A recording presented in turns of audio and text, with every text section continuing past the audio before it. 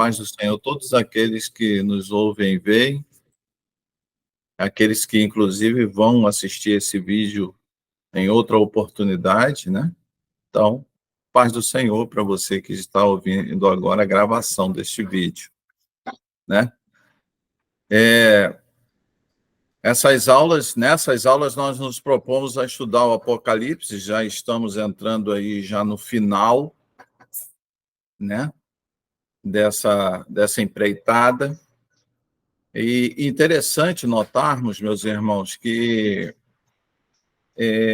mesmo terminando de estudar, mesmo terminando o livro, nós vamos ainda pegar aí umas 3, 4 aulas depois, né, depois do final do livro de Apocalipse, relativo aos livros que orbitam, aos livros que se relacionam com as profecias contidas no Apocalipse. Então, a gente também vai estudar. Assim que a gente terminar o Apocalipse, a gente vai entrar ali, eu quero ver com os irmãos o livro de Daniel, tá? O livro de Daniel, e depois nós vamos pincelar, junto com os livros de Daniel, os discursos proféticos de Jesus, né? E as outras menções das profecias de Apocalipse contidas aí em outros livros da Bíblia, no Velho Testamento e no Novo Testamento, para a gente ter aí uma visão mais ampla, né, da Bíblia. Então, eu concito você a assistir conosco, né,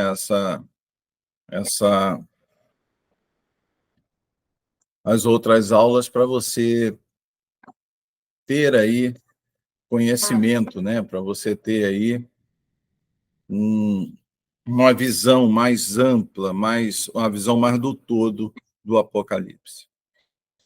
Amém? Então, vamos à aula de hoje. Você já abra a sua Bíblia aí, por favor, livro-texto. Vamos lá para Apocalipse, capítulo 21.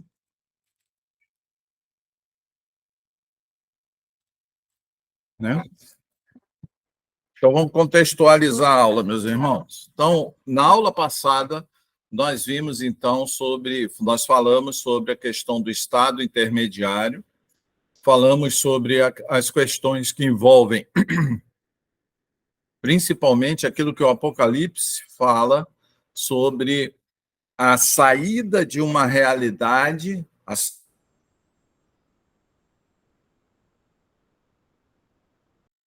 de um estado de existência para outro estado de existência. Isso que é importante a gente entender. Se você ler o Apocalipse 19 e o Apocalipse 20, né, até ali as questões relativas, os textos antes do julgamento do grande trono branco, então até o julgamento, até um pouco antes do julgamento do grande trono branco, nós vamos viver realidades, né, que vão ocorrer historicamente dentro desta realidade cósmica que nós vivemos hoje. Tá? É importante a gente entender isso aí, tá, meus amados irmãos? Né? Que nós vamos ainda estar, o planeta Terra, como nós o conhecemos, ainda vai estar existindo da forma como nós conhecemos, até o capítulo 20, antes do julgamento do grande trono branco. Tá?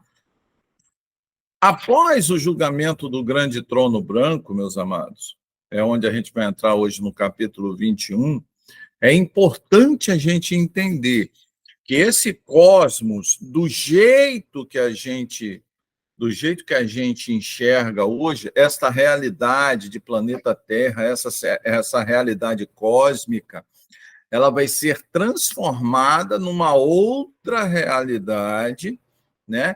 Uma realidade onde já não vai existir a morte. Ora, se não existe a morte, é isso que é importante a gente entender, e é isso que é importante que a Bíblia coloca para nós. Vocês lembram que Paulo fala em 1 Coríntios capítulo 15 que o último inimigo a ser vencido será a morte, né? Por quê? Porque quando, do julgamento do trono branco, nós vimos na transição do Apocalipse capítulo 19 para o Apocalipse capítulo 20, nós vemos ali a ressurreição do povo de Deus, que vai reinar com Cristo durante 1000 anos. Aí entra no capítulo 20. Satanás é preso por 1000 anos, nós reinamos com Cristo. Ali se faz menção da primeira ressurreição. Ali diz que os demais mortos não ressuscitam, somente os crentes ressuscitam na primeira ressurreição. Os demais mortos não ressuscitam. E os demais mortos só vão ressuscitar por ocasião do julgamento do grande trono branco, onde nós vemos ali uma expressão fantástica, onde João coloca assim: o mar dará os seus mortos, a morte e o Hades darão os seus mortos. Ou seja, toda a realidade espiritual ali dos não crentes é mostrada em Apocalipse capítulo 20, para o julgamento do grande trono branco. Então, os não crentes ressuscitam, né? Há o julgamento, né? Nós já estudamos sobre isso. Pastor, explica. Não vou explicar, você assiste a aula anterior, né? Há o julgamento, e nesse julgamento, a Satanás, ele é jogado no lago de fogo e enxofre, a morte e o Hades são jogados no lago de fogo e enxofre, e todos aqueles que não tiveram escritos o seu nome no livro da vida também são jogados no lago de fogo e enxofre. O que é o lago de fogo e enxofre? É a chamada segunda morte. Pastor, então quem é jogado no lago de fogo e enxofre? Ou as realidades espirituais que são destinadas para aquele local, elas morrem, elas deixam de existir? Não. A Bíblia é muito clara que a segunda morte, ela se caracteriza pela distância com Deus e por serem atormentados dia e noite para todo sempre. É assim que diz. É assim, esta é a realidade do lago, né, de fogo que arde em enxofre. A realidade ali é a segunda morte e ela é caracterizada por quê? Pelo fato de quem está ali vai estar consciente, vai estar ressuscitado, vai estar consciente, vai estar pleno, só que vai estar eternamente longe da presença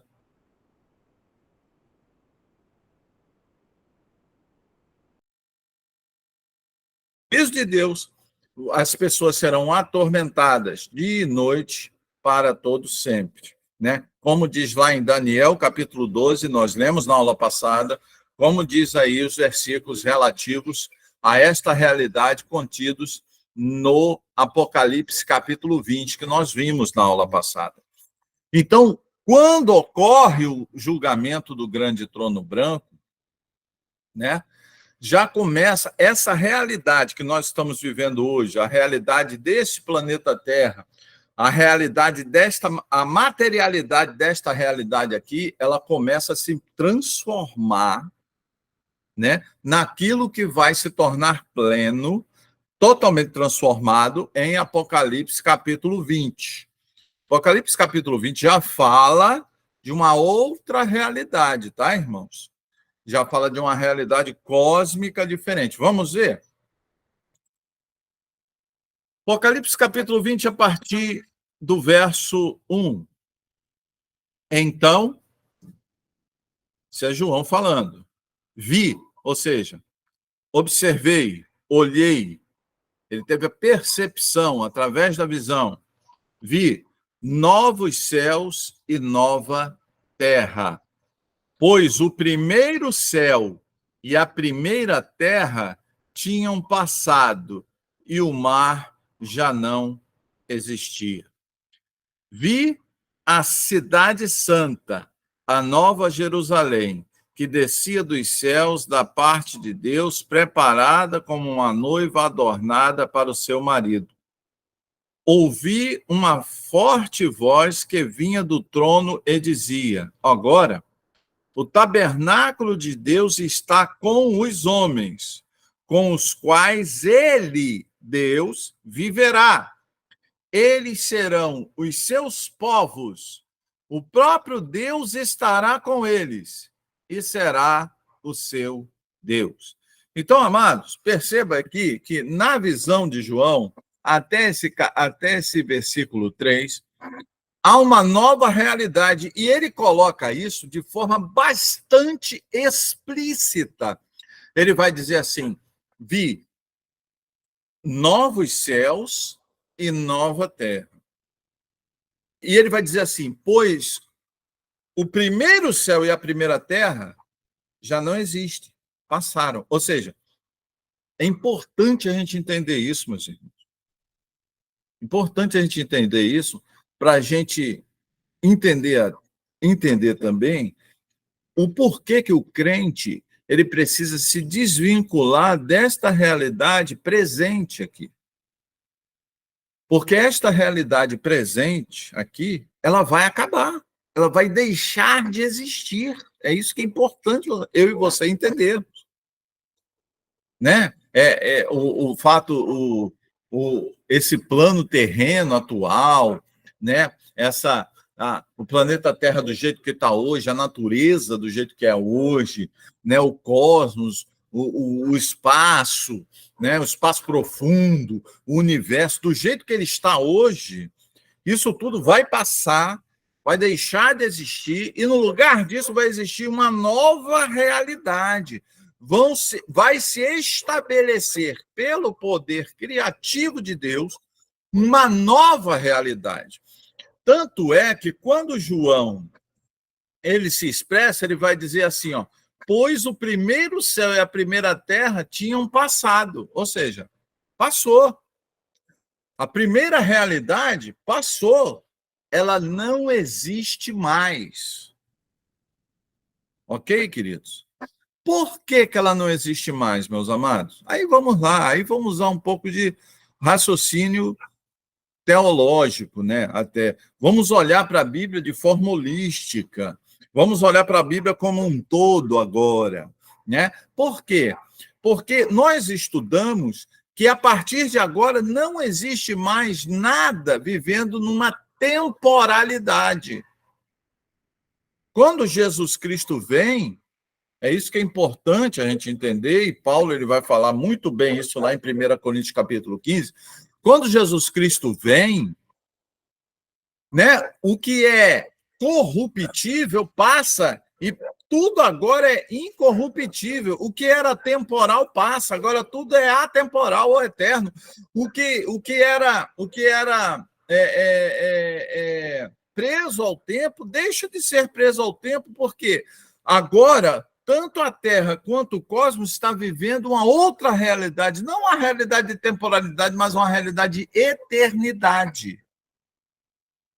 Por isso que João vai dizer assim, olha só, verso 2. Vi a santa cidade, a nova Jerusalém, que descia dos céus da parte de Deus, preparada como uma noiva adornada para o seu marido. Ou seja, veja que as realidades do céu, elas descem, né? Aqui colocada na linguagem de João, é como se Deus estivesse estabelecendo essa realidade do céu. Por quê? Que a realidade do céu agora está estabelecida onde os seres humanos habitam. Por causa disso, meu amado. Ó. E ouvi, verso 3, ouvi uma forte voz que vinha do trono e dizia, agora o tabernáculo de Deus está com os homens com os quais ele viverá. Preste atenção, amado, aqui. Então, as realidades divinas já não estão longe de nós. Nós somos inseridos, nós somos colocados, nós somos imersos na realidade do céu, Por que que nós precisamos ser imersos nesta realidade? Porque Deus viverá onde nós estivermos vivendo. Amém, querido? Então, Deus, ele é eterno. Então, Deus, ele traz a eternidade. Deus traz a realidade da eternidade para esta nova realidade onde nós estamos vivendo. É isso que é o céu. É isso que a gente precisa entender. Que Deus vai viver conosco, que Deus não vive onde há pecado, Deus não vive onde há temporalidade, Deus não vive onde... Por quê? Porque Deus, ele é eterno, Deus, ele é perfeito, Deus tem os seus atributos inerentes à sua natureza. Por isso que João fala, olha, esta realidade ela é estabelecida pela própria realidade da essência de Deus. Amém? Por isso que ele está falando, olha, ouvi uma forte voz que vinha do trono e dizia, agora o tabernáculo de Deus está com os homens, com os quais ele viverá. E aí o verso 3 continua. Eles serão os seus povos, o próprio Deus estará com eles e será o seu Deus. Amém, queridos? Então vai ser uma presença real, uma presença factível. Por isso, amados, que em 1 Coríntios capítulo 13, abre lá em 1 Coríntios capítulo 13, né? Poxa, pastor, 1 Coríntios capítulo 13 tem fatores escatológicos, é um texto também que traz realidades escatológicas. Dá uma olhadinha aí, querido. Vamos ver a partir do verso 12.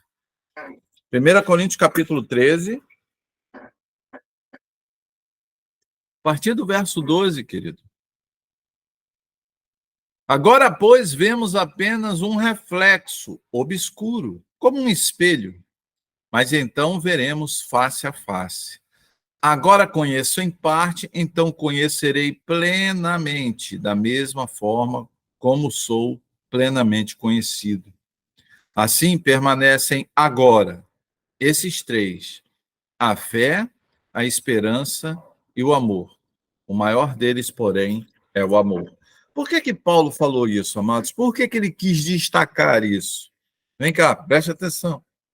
Porque em Apocalipse, capítulo 21, já não existirá mais fé e já não existirá mais a esperança. Já parou para pensar nisso? Só o amor. O amor vai... Por que é fé? O que é fé? É o firme fundamento das coisas que se esperam e a prova das coisas que não se veem. Só que você está no céu. Você está vendo Deus. Você está vendo o céu. Você está vendo Jesus. Você está vendo e vivendo a realidade eterna junto com Deus. Por isso que não há mais necessidade de fé. E a esperança?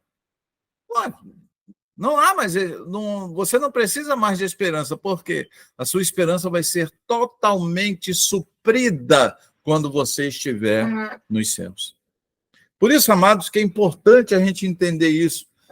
Esta nova realidade, escuta, igreja, esta nova realidade, ela não vai estabelecer coisas novas somente no âmbito do cosmos, somente no âmbito locativo, ou somente no âmbito da terra e dos céus, não. Ela vai estabelecer novas realidades internas ao homem. Você vai viver sentimentos diferentes dos quais você vive hoje. Você vai ter uma mente diferente da mente que você tem hoje. Você vai ter uma consciência de existência diferente da consciência de existência que você tem hoje. Você vai ter uma relação espiritual plena, ao contrário da relação espiritual que nós temos em Deus, que caminha para a plenitude, mas ainda não é plena, ela caminha para a plenitude. Amém, queridos? Por isso que a gente precisa entender isso. Quando Jesus Cristo vier, Aí sim, nós viveremos no céu. Porque aí, a partir do verso 21 é que é o céu, né?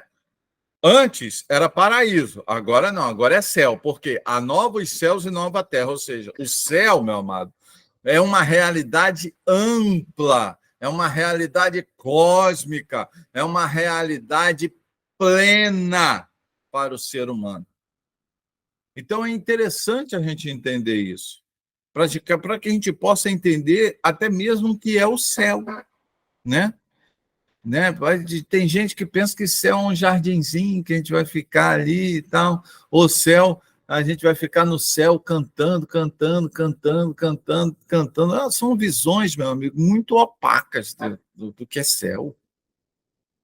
Céu é você, ser humano, transformado, né, de forma incorruptível, ou seja, você vai viver todas as potencialidades que hoje são potências, mas você vai viver toda a sua realidade humana de forma plena, na plenitude. Você só vai viver o seu potencial humano pleno somente no céu.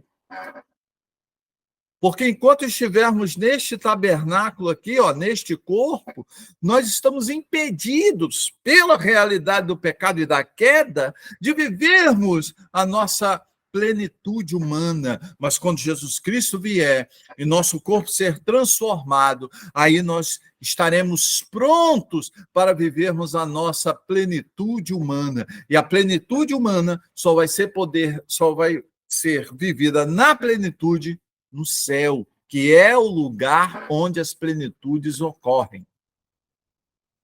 Amém, queridos? Então é importante você entender isso, né?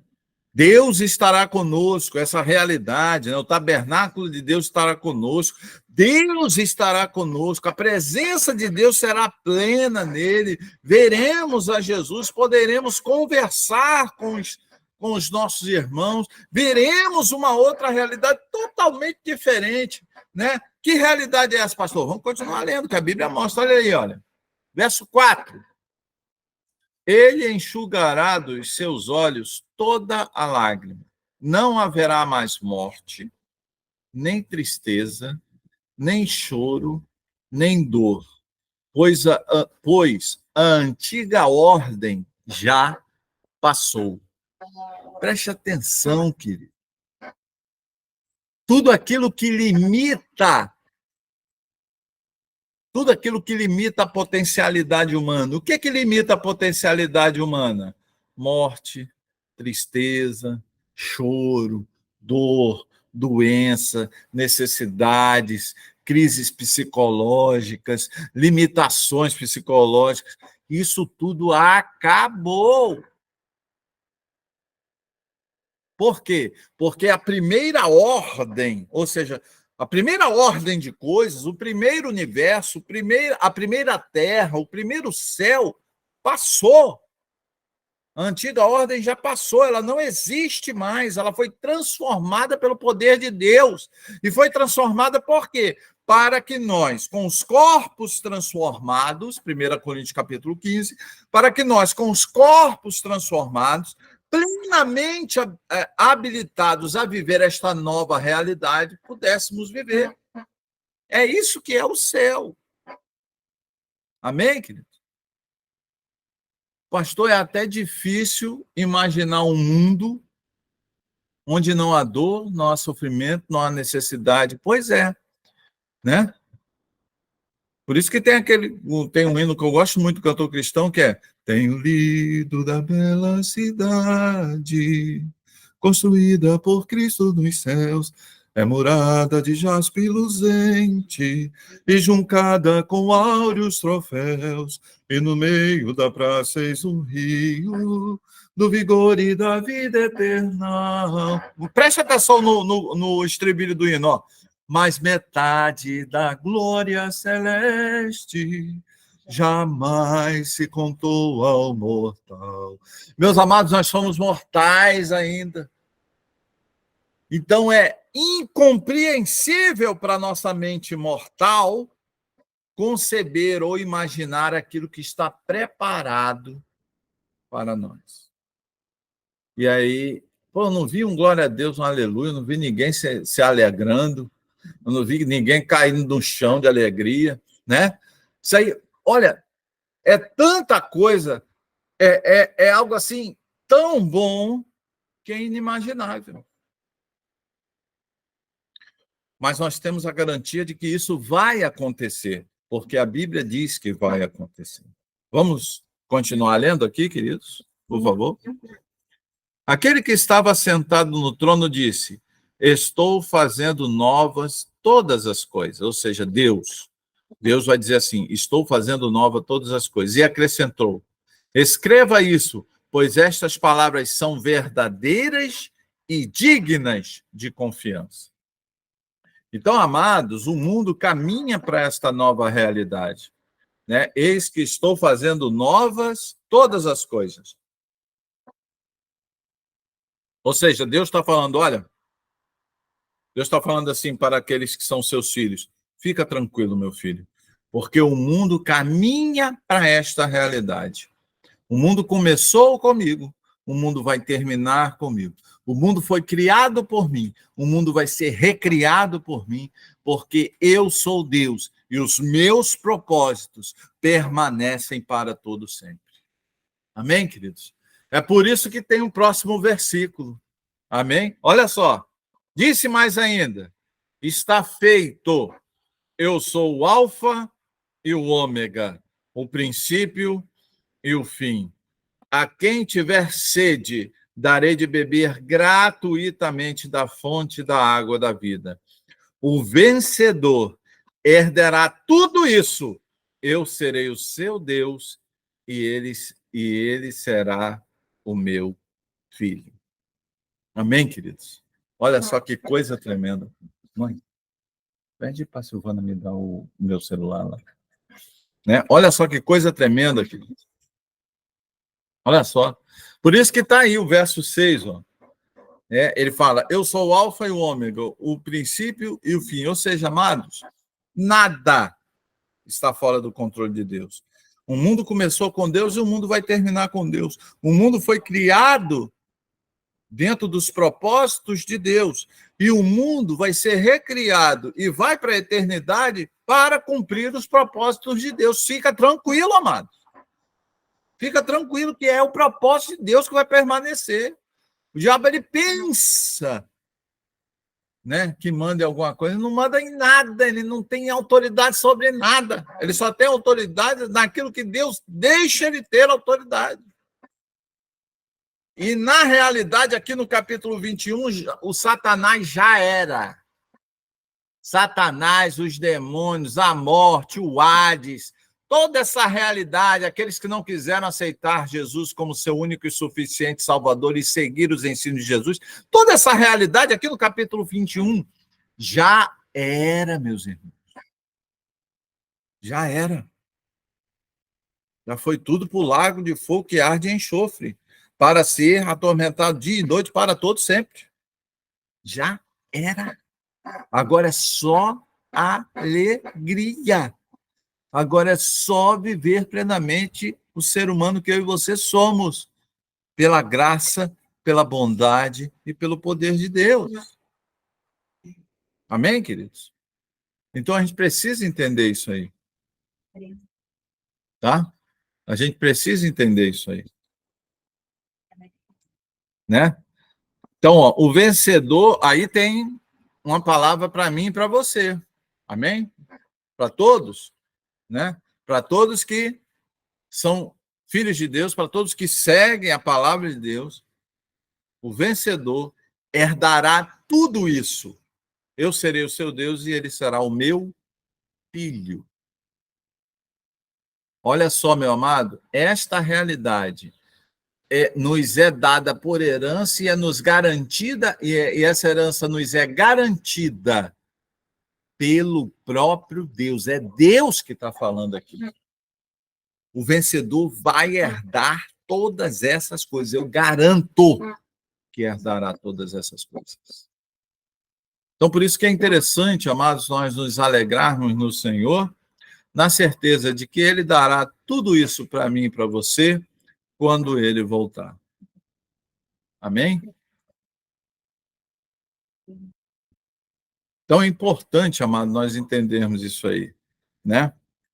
Por quê? Olha só o verso 8.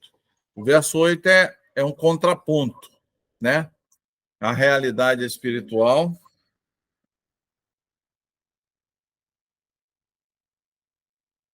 Esta realidade espiritual, no verso 8, é o contraponto aqui.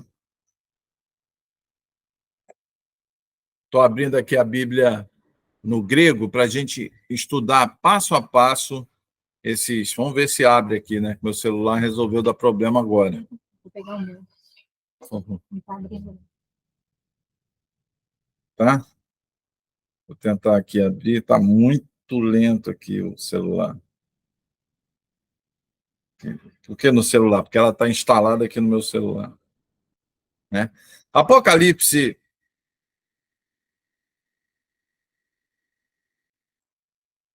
Apocalipse capítulo 21, verso 8, diz assim: mas os covardes, os incrédulos, os depravados, os assassinos, os que cometem imoralidade sexual, né? Os que cometem imoralidade sexual, né? Aí vem os que praticam feitiçaria, os idólatras e todos os mentirosos, o lugar desses será no lago de fogo que arde com enxofre. Esta é a segunda morte. Então, amados, o verso 8, ele vai colocar uma série de coisas aí. Algumas versões têm essa estrutura gramatical aqui colocada assim, ó. Porém, aos covardes, né? No grego é deilos, né? Tímido, medroso, aquele que não tem coragem de seguir a Jesus, aquele que deixa de seguir a Jesus por qualquer coisa, né? Então, os covardes, os tímidos, os medrosos, não herdarão o reino dos céus. Os incrédulos, né? No grego, apistos, infiel, traidor, incrível de coisas, incrédulo, descrente, sem confiança em Deus. Então, pessoas que não acreditam em Deus, né? Isso não sou eu que estou falando, é a Bíblia, tá, amados? Não sou eu que estou falando, é a Bíblia. Então, essas pessoas, né, que têm essas características aqui, né, os incrédulos, também não vão entrar no reino dos céus. Aos abomináveis, bideulo só, no grego, tornar imundo, fazer-se abominável, afastar-se devido ao mau cheiro, abominar, detestar, ou seja, as pessoas que têm um caráter detestável, as pessoas abomináveis, as pessoas que têm prazer em serem pessoas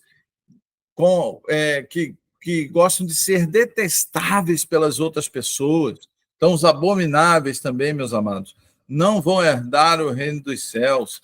Assassinos, foneus, né?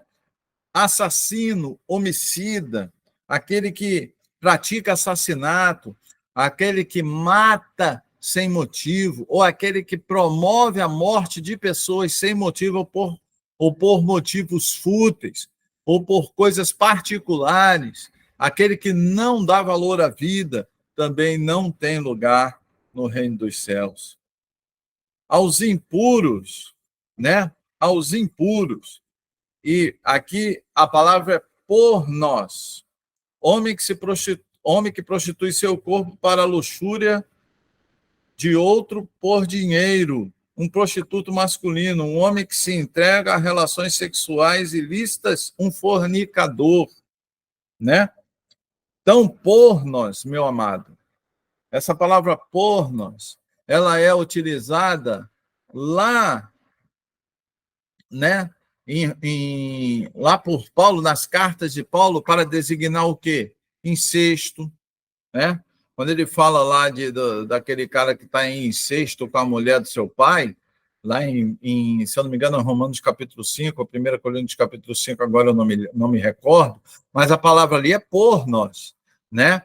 Quando Jesus Cristo fala assim, olha, que o homem não repudie sua mulher, a não ser por relações sexuais ilícitas. Essas relações sexuais ilícitas aí é pornos, no grego. Então, pornografia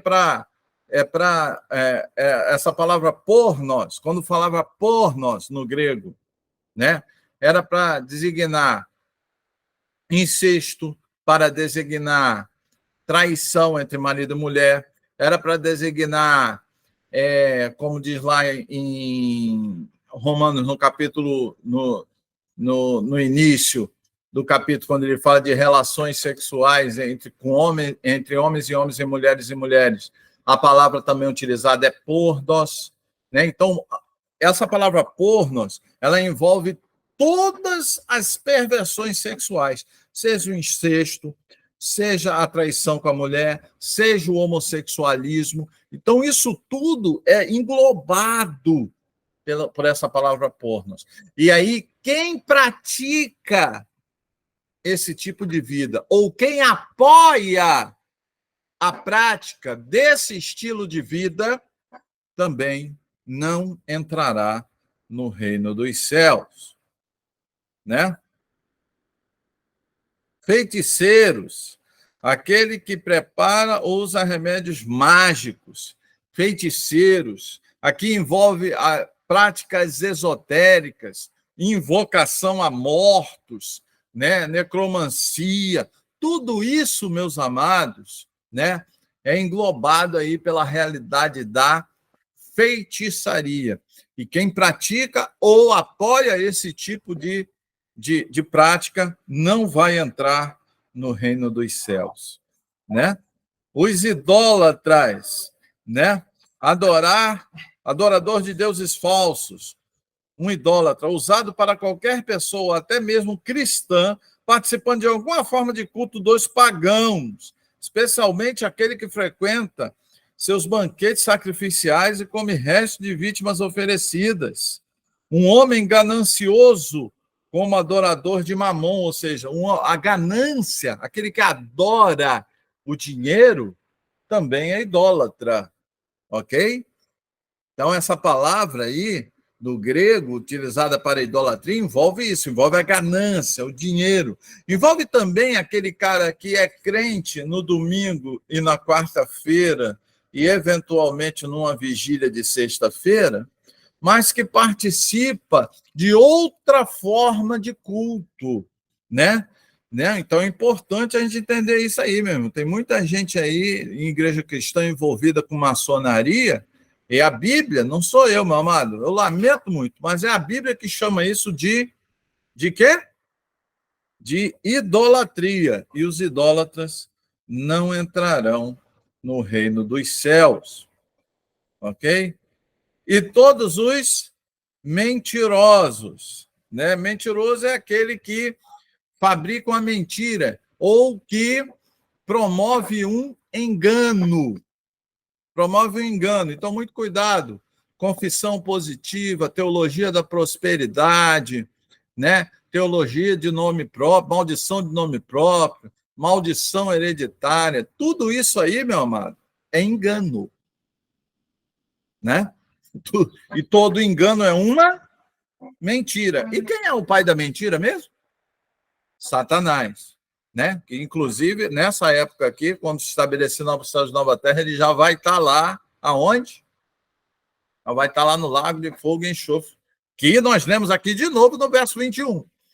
Então, amados, perceba que essas palavras, elas não podem ser olhadas, vistas somente num aspecto pequeno, né? Quando se falar de mentira, meus amados, é toda e qualquer mentira, é todo e qualquer engano propagado, é toda e qualquer narrativa mentirosa. Quem propaga uma narrativa mentirosa, meus amados, quem permanece nesse tipo de de comportamento não pode entrar no reino dos céus, né?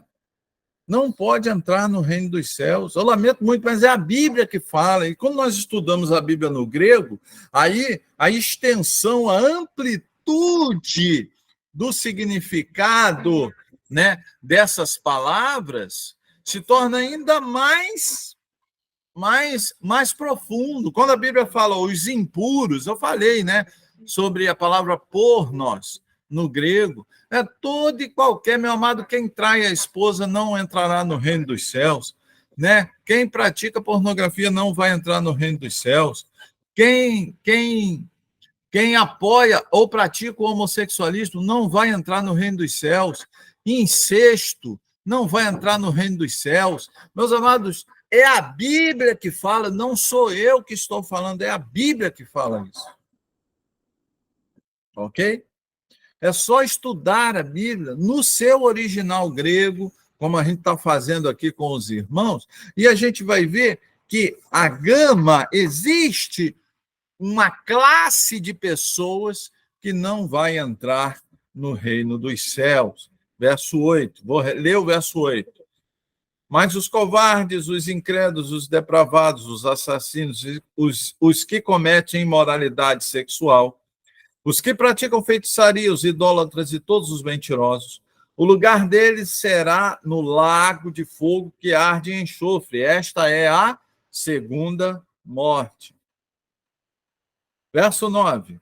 Um dos 7 anjos que tinham as 7 taças cheias das sete últimas pragas se aproximou e me disse: venha, eu lhe mostrarei a noiva, a esposa do Cordeiro. Ele me levou no espírito a um grande e alto monte e mostrou-me a cidade santa, Jerusalém, que descia dos céus, da parte de Deus. Ela resplandecia com a glória de Deus, e o seu brilho era como o de uma joia muito preciosa, como jaspe, clara como cristal. Tinha um grande alto muro com 12 portas e 12 anjos junto às portas. Nas portas estavam escritos os nomes das 12 tribos de Israel.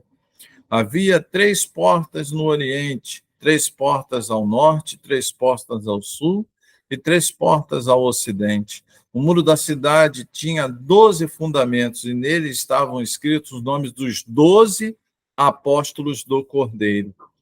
O anjo que falava comigo tinha como medida uma vara feita de ouro para medir a cidade, suas portas e seus muros. A cidade era quadrangular, de comprimento e largura iguais. Ele mediu a cidade com vara, tinha 2.200 quilômetros de comprimento, largura e altura iguais ao comprimento. Ele mediu um muro e deu 75 metros de espessura, segundo a medida humana que o anjo estava usando. O muro era feito de jaspe, a cidade era de ouro puro, semelhante ao vidro puro. Os fundamentos dos muros da cidade eram ornamentados com toda a sorte de pedras preciosas. O primeiro fundamento era o ornamento com jaspe, o segundo com safira, o terceiro com calcedônia, o quarto com esmeralda, o quinto com sardônio, o sexto com sárdio, o sétimo com crisólito, o oitavo com berílio, o nono com topázio, o 10º com crisópraso, o 11º com jacinto, o 12º com ametista. As 12 portas eram 12 pérolas, cada porta feita com uma única pérola. A rua principal da cidade era de ouro puro, como vidro transparente. Não vi templo algum na cidade. Interessante isso aqui, gente. Interessante isso aqui. Ó. Vou ler de novo. A gente vai fazer uma análise profunda aqui. Não sei nem se vai dar tempo. Não vi templo algum na cidade, pois o Senhor Todo-Poderoso e o Cordeiro são o seu templo. A cidade não precisa de sol, nem de lua, para brilharem sobre ela, pois a glória de Deus a ilumina, e o Cordeiro é a sua candeia. As nações andarão em sua luz, e os reis da terra lhe darão a sua glória. Suas portas jamais se fecharão de dia, pois ali não haverá noite. A glória e a honra das nações lhe serão trazidas. Nela jamais entrará algo impuro, nem ninguém que pratique o que é vergonhoso ou enganoso, mas unicamente aqueles cujos nomes estão escritos no livro da vida do Cordeiro. Amém, queridos? Então perceba a realidade do céu. Aqui, chamado de a Santa Cidade, a Nova Jerusalém, isso aqui está tipificando o céu, né? E aí ele fala da grandeza, né? Das portas, como as portas, entra muita pedra preciosa, ouro, entra, por quê? Porque João está retratando aqui com palavras que ele conhecia, com elementos que ele conhecia, a grandeza, a beleza, né? a, o sublime estado do céu, ou da Nova Jerusalém, chamado também de Nova Jerusalém. Mas duas coisas são importantes aqui, meu amado, para a gente ter em mente. Ele vai falar que, olha só, verso 12. Vamos lá para o verso 12. Tinha um grande e alto muro com 12 portas e 12 anjos junto às portas. Nas portas estavam escritos os nomes das 12 tribos de Israel. Aí ele vai falar que tem 3 portas ao norte, sul, leste, oeste, cada ponto maior da Rosa dos Ventos tinham 3 portas. O muro da cidade tinha 12 fundamentos, e nos fundamentos eles estavam os nomes dos 12 apóstolos de Cristo. Então perceba, amado, que o céu ele contempla toda a realidade da Bíblia. Isso nos traz a ideia, meu amado, daquilo que nós já ensinamos anteriormente, que o homem ele sempre foi salvo pela graça. Nunca foi pela lei, nunca foi por ritos, nunca foi pela observância a rituais cultuais de uma determinada nação. O homem sempre foi salvo pela graça. Por isso, amados, que as portas, onde você entra, é interessante. Eu estava pensando sobre esse versículo, que a cidade ela está ornamentada com 12 portas. Portas é o local por onde se entra, é ou não é verdade? Por onde se tem acesso, né? E nessas portas está escrito o quê? O nome das 12 tribos de Israel. Sabe por quê? Porque quem é o Israel de Deus? São todos aqueles que são salvos pela graça do Senhor Jesus Cristo. Amém, queridos? Esses são o povo de Deus. O povo de Deus não é só Israel físico. Tem gente lá de Israel que é o povo de Deus? Sim, tem gente de lá de Israel que é povo de Deus. Tem judeu que entregou a sua vida para Jesus. E esses vão entrar pelas portas. Mas tem judeu que vai arder no lago de fogo que arde em enxofre, porque não vão entregar sua vida para Jesus. Por quê? Porque quem é que entra pela porta? Quem é que pode ser chamado de povo de Deus? Povo de Deus só tem um. Aqueles que são alcançados pela graça do nosso Senhor Jesus Cristo. Esses são o povo de Deus, mais nenhum. Amém, queridos? Mais nenhum. Nós já estudamos isso em aulas anteriores, né? Abraão foi salvo pela lei ou pela graça? Abraão foi salvo por ser chamado por Deus ou foi salvo pela graça? Paulo, em Romanos capítulo 5, vai mostrar de forma clara e inequívoca que de Abraão não, ele vai dizer que de Abel, de Adão, até hoje, todos nós somos salvos pela fé. Todos nós somos salvos pela fé. É só você ler lá em Hebreus capítulo 11, a galeria da fé. A galeria da fé começa no Éden e ela vai continuar até Jesus Cristo voltar. Por quê? Porque povo de Deus, só é povo de Deus quem é alcançado pela graça do Senhor Jesus. Então, Israel físico, ele não é o povo de Deus. O povo de Deus é o Israel que é alcançado pela graça de Deus, né? O Israel tem a sua importância. Devemos orar pela paz de Israel, sim, como devemos orar pela paz em qualquer outra nação, né? Mas o povo de Deus é aquele que é alcançado pela graça do Senhor Jesus. A gente não pode perder isso. Sabe por quê? Porque as portas estão escrito o quê? As portas está escrito o quê nas portas? O nome de quem? O nome das 12 tribos de Israel, amém? Mas e os fundamentos da cidade? Está aí, se você continuar lendo, está aí. Os fundamentos da cidade está escrito o quê? O nome dos 12 apóstolos, ou seja, tanto a realidade do Novo quanto a realidade do Velho Testamento, as duas realidades convergem para a graça manifestada na obra salvífica do Senhor Jesus. Então é importante a gente entender isso, gente. A beleza do céu, a grandeza do céu, ela traz esse significado. As 12 tribos de Israel representam o povo de Deus, mas o povo de Deus, ele está fundamentado. As portas estão em que fundamento? Estão no fundamento da lei? Não, nos 12 apóstolos, né? Então, o povo de Deus está em que fundamento? No nome dos 12 apóstolos, ou seja, no evangelho da graça do nosso Senhor Jesus Cristo. Então, gente, a Bíblia é completa. É só você ler a Bíblia, deixar a Bíblia falar com você, que você vai ver que a Bíblia é completa. As portas são o nome das 12 tribos, mas os fundamentos, o nome é os 12 apóstolos. E os 12 apóstolos diz respeito ao evangelho da graça.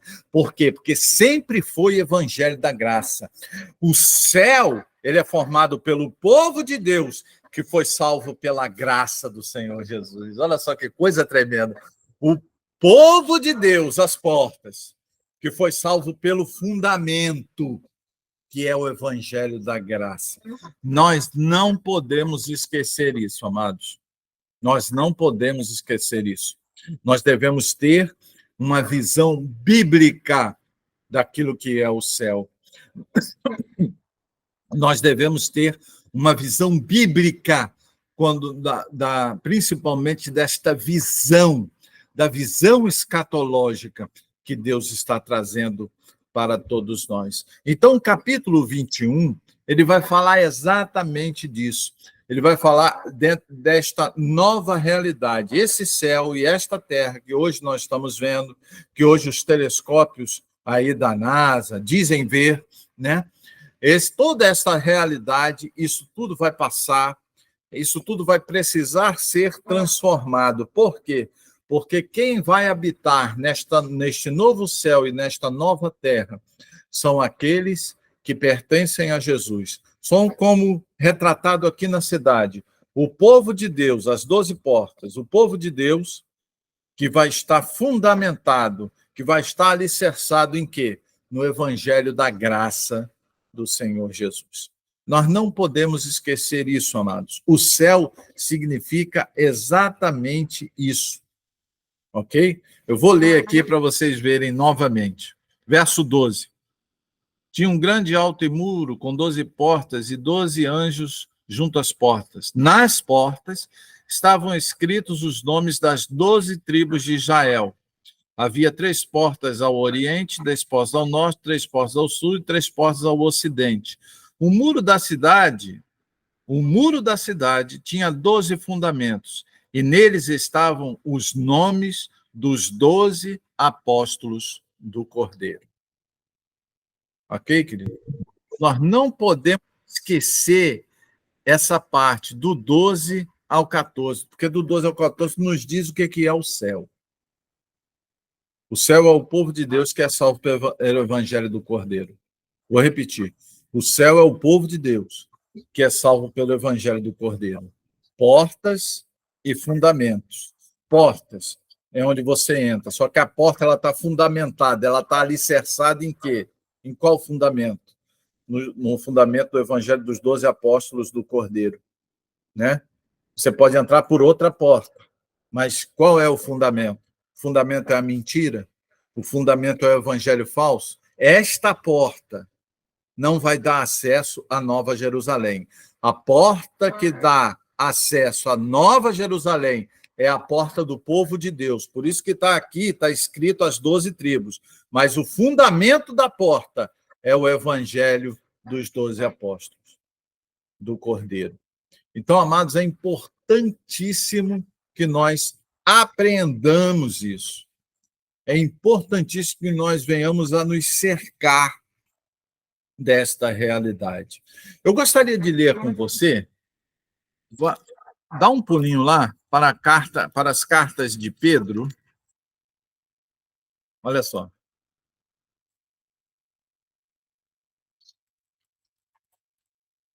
Para as cartas de Pedro.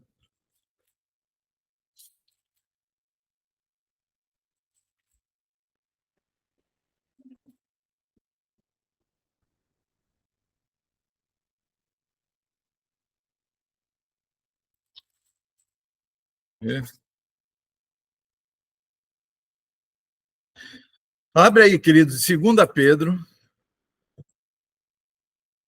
capítulo 2.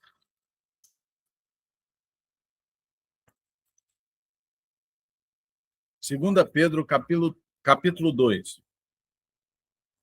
Vamos ler a partir do verso 1. Acompanhe aí na sua Bíblia, querido, em nome de Jesus.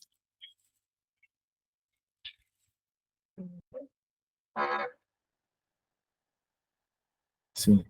Não, desculpa. 2 Pedro, capítulo 3. 2 Pedro, capítulo 3. A partir do verso 1. 2 Pedro, capítulo 3, a partir do verso 1. Amados, esta é agora a segunda carta que lhes escrevo. Em ambas quero despertar com essas lembranças a sua mente sincera para que vocês se recordem das palavras proferidas no passado pelos santos profetas e do mandamento do nosso Senhor e Salvador que os apóstolos de vocês lhes anunciaram. Olha só o evangelho aí dos apóstolos. Por isso que o fundamento do céu é os apóstolos. Antes de tudo, saibam que nos últimos dias surgirão escarnecedores, zombando, seguindo suas próprias paixões. Eles dirão: o que houve com a promessa da sua vinda? Desde que os antepassados morreram, tudo continua como desde o princípio da criação. Mas eles, deliberadamente, ou seja, conscientemente, se esquecem de que há muito tempo, pela palavra de Deus, existem céus e terra. Esta, formada da água e pela água. E pela água, o mundo daquele tempo foi submerso e destruído. Pela mesma palavra, os céus e a terra que agora existem estão reservados para o fogo, guardados para o dia do juízo e para a destruição dos ímpios. Não se esqueçam disto, amados. Para o Senhor, um dia é como 1000 anos, e 1000 anos como um dia. O Senhor não demora em cumprir a sua promessa, como julgam alguns. Ao contrário, ele é paciente com vocês, não querendo que ninguém pereça, mas que todos cheguem ao arrependimento. O dia do Senhor, porém, virá como ladrão. Os céus desaparecerão como um estrondo, os elementos serão desfeitos pelo calor e a terra, e tudo o que há nela será desnudada. Em alguns manuscritos antigos, essa palavra também significa, também pode ser traduzida como queimada, ou seja, vai se desfazer, os céus e a terra vão se desfazer. Visto que tudo será assim desfeito, olha aí, verso 11 de novo. Visto que tudo será assim desfeito, ou seja, vai ser desfigurado para ser construído outro. Os primeiros céus e a primeira terra vão ser desfeitos para ser feito novos céus e nova terra. Que tipo de pessoas é necessário que vocês sejam? Vivam de maneira santa e piedosa, esperando o dia do Senhor e apressando a sua vinda. Naquele dia, os céus serão desfeitos pelo fogo e os elementos se derreterão pelo calor. Todavia, de acordo com a sua promessa, esperamos novos céus e nova terra onde habita a justiça. Portanto, amados, enquanto esperamos essas coisas, empenhem-se para serem encontrados por ele em paz, imaculados e inculpáveis. Tenham em mente que a paciência do nosso Senhor significa salvação.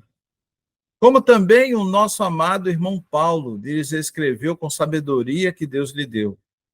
Ele escreve da mesma forma em todas as suas cartas. É interessante, né, gente? Por isso que eu falo, gente, a Bíblia interpreta a própria Bíblia mesmo. Não tem como. Por isso que a gente tem que interpretar a Bíblia. Paulo fala a mesma coisa que Pedro, que fala a mesma coisa que João, que fala a mesma coisa que Daniel, que fala a mesma coisa que Moisés, meu irmão. A Bíblia interpreta a própria Bíblia, né? Falando nelas desses assuntos. Suas cartas contêm algumas palavras difíceis de entender, as quais os ignorantes e os instáveis torcem, como também o fazem as demais escrituras, para a própria destruição deles. Portanto, amados, sabendo isso, guardem-se para que não sejam levados pelo erro dos que não têm princípios morais, nem percam a firmeza e caiam. Interessante, né, amado? Cuidado, amado, com esse negócio de uma vez salvo, salvo para sempre. Eu estou salvo. Calma. Por que Pedro falou isso, então? Portanto, amados, sabendo disso, guardem-se, para que não sejam levados pelo erro. Ou seja, quem é que tem que se guardar? É a gente. A responsabilidade é nossa. Por quê? Porque há a possibilidade de ser levado pelo erro. O crente salvo por Jesus pode ser enganado, sim, está escrito aqui. Poxa, se não, meu amado, então vamos rasgar a Bíblia. Só que se você começar a rasgar a Bíblia porque não concorda, a sua Bíblia vai ser fininha, vai ser dessa finura aqui a sua Bíblia. Né? Então, um crente salvo por Jesus, ele pode ser enganado? Pode. Por quê? Porque a responsabilidade por se guardar é nossa, não é de Deus, não. Vou repetir. É nossa. Não é de Deus, não. Deus não tem a responsabilidade de guardar ninguém. Guardem-se. Guardem-se. Deus está pedindo para você se guardar. Ok? Portanto, amados, sabendo disso, guardem-se para que não sejam levados pelo erro dos que não têm princípios morais, nem percam a sua firmeza. Cresçam, porém, olha só, guardem-se, responsabilidade minha e sua. Cresçam, responsabilidade minha e sua. Cresçam, porém, na graça e no conhecimento do nosso Senhor e Salvador Jesus Cristo, a ele a glória agora e sempre. Amém. Amém, queridos? Então, perceba que Paulo, aqui é Pedro. Veja que a gente leu Paulo, a gente leu João, que Apocalipse é João, e agora a gente está lendo Pedro. Os apóstolos cujos nomes vão estar lá no fundamento do céu. O que ele está dizendo aqui? Meus amados, ser crente é construir um estilo de vida fundamentado nos princípios da palavra de Deus. Ser crente é construir um comportamento, né? É lutar por um comportamento. Pastor, mas a gente de vez em quando dá uma vacilada e tal. Normal. Por quê? Porque a gente está nesse processo. Salvação é um ato-processo, mas a santificação é um processo, né? É um processo de é um processo de arrependimento, fé, arrependimento, fé, justificação, santificação, por fim, vai vir a glorificação, quando Jesus Cristo vier e nós termos o nosso corpo glorificado, à semelhança do corpo glorificado de Jesus. Amém, queridos? Então, veja que o que a gente leu aí em 2 Pedro, capítulo 3, né? Vai ter muita gente querendo descredibilizar o dia do Senhor, vai ter muita gente querendo descredibilizar as verdades contidas na palavra de Deus, vai ter muita gente querendo descredibilizar aquilo que nós estudamos em todos esses vídeos que estão aí no canal de nossa igreja, né? Se você não é inscrito no canal de nossa igreja, da CEGC, C.E.G.C. Comunidade Evangélica Geração da Conquista. Clique lá, se inscreva no canal, assista os outros vídeos e vão entrar aí muitos outros vídeos, porque nós não vamos deixar de pregar a palavra de Deus até que ele venha, porque é a ordem dele, né? Jesus deu essa ordem, a gente vai pregar sempre. Agora, o que você precisa ter aí em sua mente? Que o Evangelho de Cristo é uma questão de transformação moral. É impossível ser crente sem transformação de comportamento. Não há crente por procuração, tá? Minha mãe é crente, meu pai é crente, então eu estou bem, eu sou um crente meia boca, mas papai é crente, mamãe é crente, eu sou um crente meia... Não existe crente meia boca, meu irmão. Jesus diz assim, que a palavra do crente é sim, sim ou não, não. Ou você é ou você não é, né? Quando Jesus Cristo vier, a gente vai ler isso nas próximas aulas, ele vai reunir, uns vão ficar à esquerda, outros vão ficar à direita. Aqueles que ficarem à direita vão ouvir do que de Jesus? Vinde benditos de meu Pai, possuir por herança aquilo que está preparado desde a fundação do mundo. Ou seja, para os da direita, Deus vai dar o céu. Para os da direita, Deus vai dar, né, aquilo que está reservado para o céu. Quem tiver à esquerda, apartai-vos de mim, malditos, para o inferno, preparado para o diabo e seus anjos. Quem está à esquerda é inferno, quem está à direita é céu. Perceba que é esquerda e direita, não tem centro não, tá, Jesus? Tá, pessoal? Com Jesus, não tem esse negócio de centro, ficar em cima do muro, ora está na esquerda, ora está na direita, não. Aquele que é por mim é aquele que não é por mim é contra mim. Quem comigo não ajunta, espalha. Quem é que falou isso? O próprio Senhor Jesus. Então, gente, ser crente é coisa séria. Ser crente é para quem é crente. Ser cristão é para quem crê e quer ser transformado pela palavra de Deus. Então, que a palavra de hoje, que o ensino de hoje possa ter falado profundamente ao seu coração, como falou ao meu, porque nós só lemos Bíblia aqui, tá, amado? Aqui só foi lido Bíblia. Se você pegar os textos que nós lemos hoje, relê-los, leia de novo e deixa a Bíblia falar contigo, que ela vai falar de forma clara com você. Amém, queridos? Aí, vocês aí na comunidade evangélica Geração da Conquista, que Deus possa abençoar vocês. Tenham aí um dia abençoado em nome de Jesus. Você que me ouve e vê agora, que Deus possa te abençoar, que a palavra de Deus aqui ensinada possa ter tocado em seu coração, que você possa ter recebido de Deus aí, né, mais ensinamento como eu recebi, tá? Gente, professor não é aquele que sabe mais. Professor é aquele que viu primeiro. Então, eu vi primeiro, estou passando para vocês aquilo que eu vi primeiro. Mas o mestre mesmo só tem um. O nome dele é Jesus. A verdade só tem uma. É a Bíblia. Amém? Então, a gente só opera nisso. A gente só caminha nessa direção. Que Deus possa abençoar você. Você que não é inscrito no canal, não deixa de dar o like, não deixa de fazer aí o triplo triplo C, né? Curte, compartilha, né? E comenta, né? Curte, compartilha e comenta, faz aí, né? Para a gente dar amplitude, compartilha. Pega aí as aulas, queridos, essas aulas e compartilha.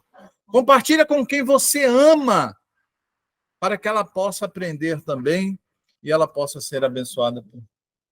Tá? E comente aí, entra lá nos comentários e comente, né? Faça comentários, faça perguntas também, para a gente poder olhar lá e, dentro do possível, a gente vai tentar responder, tá, querido?